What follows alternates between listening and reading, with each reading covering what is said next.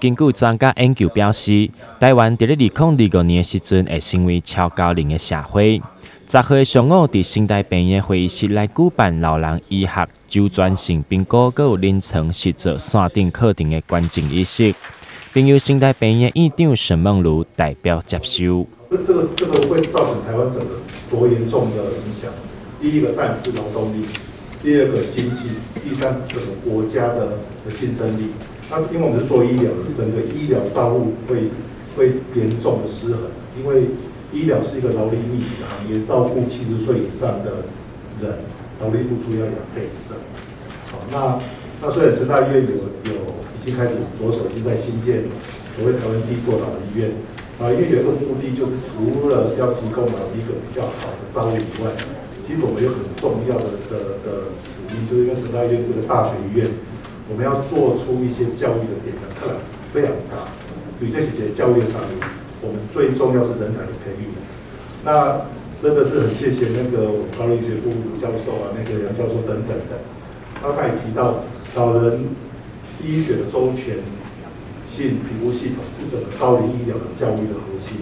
我们赶快把这个做成所谓的数位教学。数位教学以后，整个的教学就无远弗届，就不会受到时空的限制。然后这个教学就会渗透到散布到各个地方。你像你所谓2单，所谓广在一个随时都让拍的让2给大家。这个是很重要的一个教育上的突破。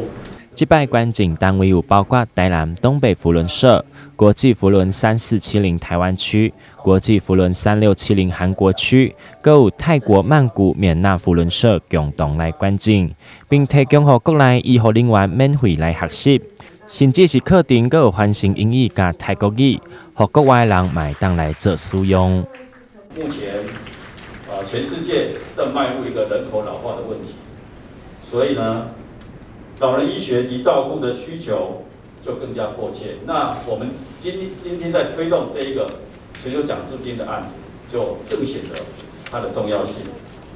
那今天也很感谢我们成大推广教育中心，也将此实作课程呢同步来翻译成5国的语言，让全世界的医疗照护人员都能共同在线上来学习，那进而使年长者也都能得到最好的照顾与服务。目前新台病院咧兴建台湾的第一间老人病院，对于未来超高龄社会会有需要经济完整的训练，佮有专业人才培养。所以透过线顶课程的方式，会当提供予经济优秀人员，伫未来会当应用到超高龄社会的来临。台南新闻刘品言采访报道。